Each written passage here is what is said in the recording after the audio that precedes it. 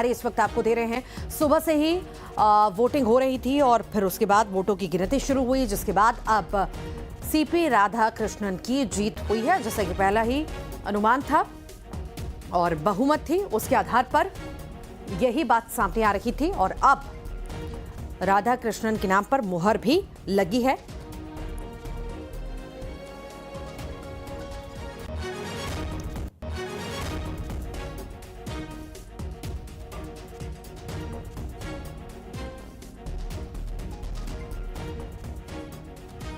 CP Radhakrishnan नए उपराष्ट्रपति होंगे और ये बड़ी जानकारी इस वक्त आपको दे रहे हैं। उपराष्ट्रपति अब वो होंगे और सुबह से ही वोटिंग जारी थी। 10 बजे से 5 बजे तक ये सिलसिला चलता रहा और उसके बाद जो है वोटों की गिनती शुरू हुई। अब फैसला आ चुका है और सीपी राधाकृष्णन अब उपराष्ट्रपति, नए उपराष्ट्रपति होंगे। आप सभी ने वोट डाला, अपने मताधिकार का इस्तेमाल किया। हमने आपको लाइव तस्वीरें भी उस वक्त दिखाई थी जब पीएम मोदी भी वोट करते, राहुल गांधी भी वोट करते हुए नजर आए थे। और इससे पहले आपको ये भी जानकारी दें कि जगदीश धनखड़ के द्वारा इस्तीफा दिया गया था। स्वास्थ्य कारणों का हवाला देकर के उन्होंने अपनी सीट छोड़ी थी, जिसके बाद ये पूरा सिलसिला शुरू हुआ और फिर आज का दिन तय किया गया। वोटिंग हुई और वोटिंग के बाद जो है गिनती शुरू हुई और फाइनल मुहर सीपी राधाकृष्णन के नाम पर लग चुकी है। वो जीत चुके हैं।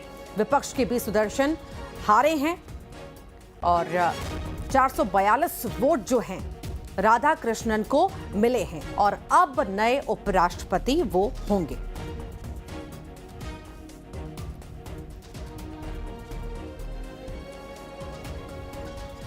ये बड़ी जानकारी इस वक्त आपको दे रहे हैं।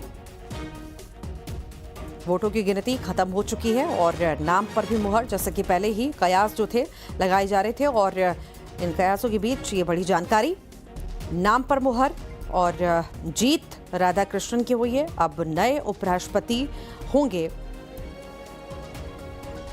राधाकृष्णन।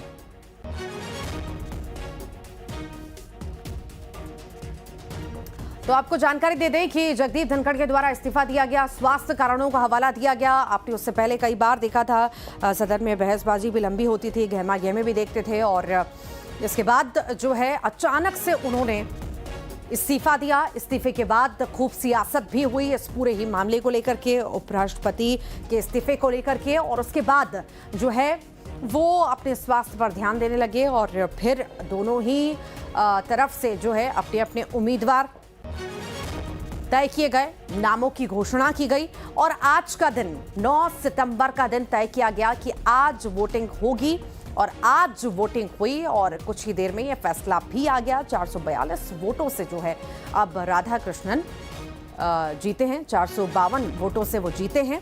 दोनों ही तरफ से मजबूती के साथ जो है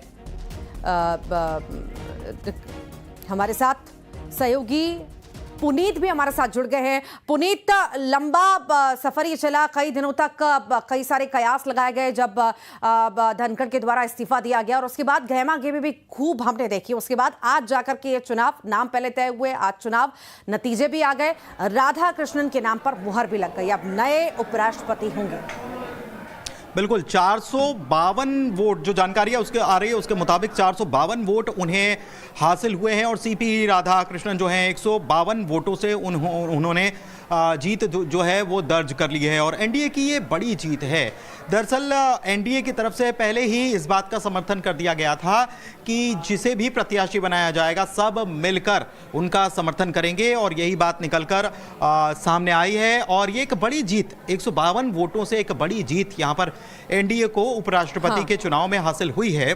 और सुदर्शन रेड्डी की अगर बात की जाए तो वो सामने खड़े थे लेकिन उन्हें केवल 300 वोट ही हासिल हो पाए और अगर इस मुकाबले में देखा जाए तो एनडीए प्रत्याशी जो थे उनको 452 वोट हासिल हुए हैं और ये अपने आप में एक बड़ी जीत के तौर पर देखा जा रहा है। ठीक, लौटूंगी आपके पास पुनीत, आपके पास लौटूंगी। सहयोगी प्रत्याशी सीबी राधाकृष्णन को मिले हैं, जबकि इंडिया गठबंधन के उम्मीदवार बी सुदर्शन रेड्डी को 300 वोट मिले हैं। तो बहुत साफ है कि एनडीए के जो क्रॉस वोटिंग हुई, एनडीए के पक्ष में क्रॉस वोटिंग हुई है, इंडिया गठबंधन की तरफ से क्रॉस वोटिंग की गई है। और इसका अनुमान लगातार एनडीए के जो नेतृत्व थे, जो बीजेपी के बड़े नेता थे, वो कह रहे थे लगातार कि जो इंडिया गठबंधन के लोग हैं वो अपने अंतरात्मा की आवाज सुनेंगे और सही व्यक्ति के पक्ष में मतदान करेंगे। अब किसने मतदान किया, क्रॉस वोटिंग किसने की, ये बात की चीज है। लेकिन फिलहाल जो आंकड़े हैं वो यही बताते हैं कि एनडीए के उम्मीदवार सीपी राधाकृष्णन को इंडिया गठबंधन की तरफ से भी वोट मिले हैं। उनको जो टोटल वोट मिले हैं 452 वोट मिले हैं। उनकी जीत पहले से तय थी, इसको लगाया जा रहा था क्योंकि आंकड़े उनके पक्ष में थे। लेकिन 452 का आंकड़ा जो सामने आया वो साबित कर रहा है कि इंडिया गठबंधन की तरफ से भी क्रॉस वोटिंग की गई है और सीबी राधाकृष्णन के पक्ष में मतदान हुआ है। तो एक ये बड़ी हार है। और वैसे इस हार के लिए एनडीए इंडिया गठबंधन के जो लोग हैं वो पहले से तैयार थे, क्योंकि पहले से ही सबको पता था कि आंकड़े क्या रहेंगे, स्थिति क्या रहेगी, और वो ही स्थिति अब सामने आ चुकी है। परिणाम घोषित हो चुके हैं।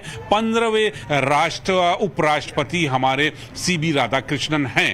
जी ठीक ठीक ठीक। सहयोगी पुनीत हमारे साथ लगातार जुड़े हुए हैं। पुनीत, लगातार ये कयासों का दौर चल रहा था कि क्रॉस वोटिंग तो होगी, हमेशा ही हम इन चुनावों में हमने देखा है क्रॉस वोटिंग की स्थिति बनती है। हालांकि अपनी अपनी पार्टियों के द्वारा जो है नेताओं को कहा गया था कि अपने विवेक का इस्तेमाल करें, पर ऐसा होता हुआ शायद दिखाई नहीं दिया। पुनीत,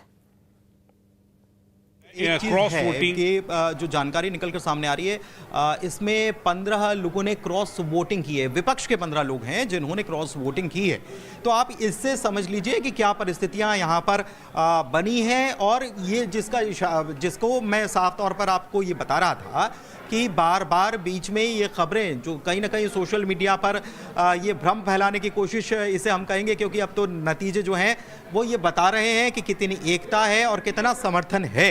और ये बड़ी ऐतिहासिक जीत सीपी राधाकृष्णन की मानी जा सकती है, एनडीए की मानी जा सकती है, केवल बीजेपी की नहीं, क्योंकि बीजेपी ने और एनडीए ने सबने मिलकर ये तय कर दिया था कि जो नाम हम तय करेंगे उसको पूरा समर्थन मिलेगा, और वही देखने को भी मिला है। इसके साथ ही साथ जो जिसको कहते हैं कि जो प्लानिंग या जिस तरीके से काम किया गया उसको आप समझ सकते हैं कि 15 विपक्ष के जो वोट थे वो क्रॉस वोटिंग हुई है। तो इससे आप समझिए कि किस तरीके से पूरी तैयारी के साथ मैदान में उतारा गया था और काम कैसे चल रहा था। यानी कि एनडीए ने अपनी जीत पहले से ही सुनिश्चित जो की थी उसके लिए पूरा काम किया है, और समर्थन जो है पूरी तरह से सरकार को भी पूरा समर्थन है, ये बताता है।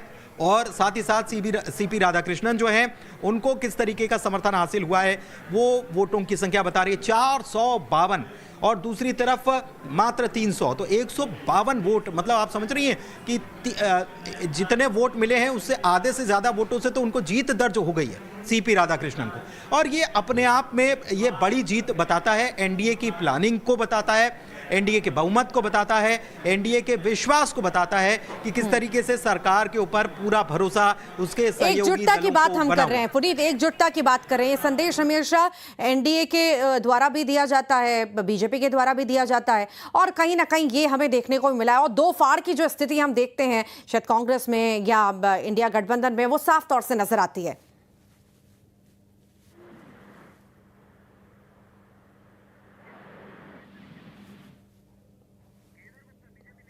और हमारे साथ केदार गुप्ता जी जुड़ गए हैं, बीजेपी नेता। केदार जी, बहुत बधाई, आपके द्वारा जो नाम तय किया गया उन्हें जीत भी हासिल हुई। अब मैदान में रहेंगे, क्या कुछ कहेंगे क्रॉस वोटिंग को लेकर के, क्या कुछ कहेंगे? आपको भी बधाई, देशवासियों को बधाई, और माननीय नरेंद्र मोदी जी और भारतीय जनता पार्टी के संगठन को बधाई। देखिए, पूरा विपक्ष जो है वो टूटा हुआ है और उनमें बड़ा मतभेद है, और देश की जनता भी देख रही है, सारे सांसद देख रहे हैं, उनकी पार्टी के सांसद देख रहे हैं। जब माननीय नरेंद्र मोदी जैसे प्रधानमंत्री, जिनका विश्व में नाम है, उनको माँ के नाम से गाली देना, इसको विपक्ष के सांसद भी शायद कबूल नहीं किए और उनकी भी नाराजगी दिखी और उन्होंने क्रॉस वोटिंग की है। तो मुझे ऐसा लगता है कि विपक्ष पूरी तरह से धराशायी हो चुका है और वो अपने ही कारनामों से पूरी तरह से अपने राजनीतिक वजूद को खो रहा है। देश की जनता ने तो उन्हें नकार दिया, अब उनके नेता ही उनकी पार्टी को नकार रहे हैं और क्रॉस वोटिंग कर रहे हैं। और निश्चित रूप से माननीय नरेंद्र मोदी जी की कार्यशैली, भारतीय जनता पार्टी संगठन की कार्यशैली ने ये विजय दिलाई है और मैं फिर से बहुत बधाई देता हूं। और ये नसीहत है उन लोगों को जो बिलो द बेल्ट जाकर माँ और बहन की गालियां और ऐसे वरिष्ठ नेताओं को सार्वजनिक जीवन में देते हैं, उन्हें सीख लेनी चाहिए। अब उनके पार्टी के लोग ही अभी तो क्रॉस वोटिंग किया, पार्टी ही छोड़ देंगे शायद। ठीक, बहुत बहुत शुक्रिया हमारे साथ जुड़ने के लिए। लगातार सहयोगी पुनीत भी जुड़े हुए थे न्यूज़ रूम से, उनका भी बहुत बहुत शुक्रिया। जिस प्रकार से आदरणीय नरेंद्र मोदी जी के नेतृत्व में पूरा देश आगे बढ़ रहा है, नरेंद्र मोदी जी भारत को विकसित राष्ट्र बनाने के संकल्प लेकर के काम कर रहे हैं। आज जो परिणाम आया है वो देश के भविष्य को, दिशा और दशा को तय करने वाला परिणाम है। निश्चित रूप से जो एनडीए गठबंधन है उसका एकजुटता और ये सब देखते हुए आज जो हमारे देश के 15वें उपराष्ट्रपति सीपी राधाकृष्णन जी को जो जीत मिली है वो देश के हित में है। 15वें महामहिम उपराष्ट्रपति का चुनाव संपन्न हुआ है और सीपी राधाकृष्णन 15वें महामहिम उपराष्ट्रपति बन चुके हैं और हमारा जो लोकतंत्र का एक सबसे बड़ा ताकत है और हमारे एनडीए का सबसे बड़ा ताकत है। और सभी माननीय सांसदों ने और सभी एनडीए घटक के सभी दलों ने महामहिम सीपी राधाकृष्ण को समर्थन दिया है। सुदर्शन रेड्डी जी, मैं बता दूं बस्तर के लिए, तो मैं बस्तर से आता हूं। जब सलवा जुड़म जैसा एक आंदोलन चल रहा था नक्सलवाद माओवाद के खिलाफ, उनके कारण वो आंदोलन खत्म हुआ था, इसीलिए हमारे बस्तर के लोग तो स्पेशल उसका विरोध भी कर रहे थे।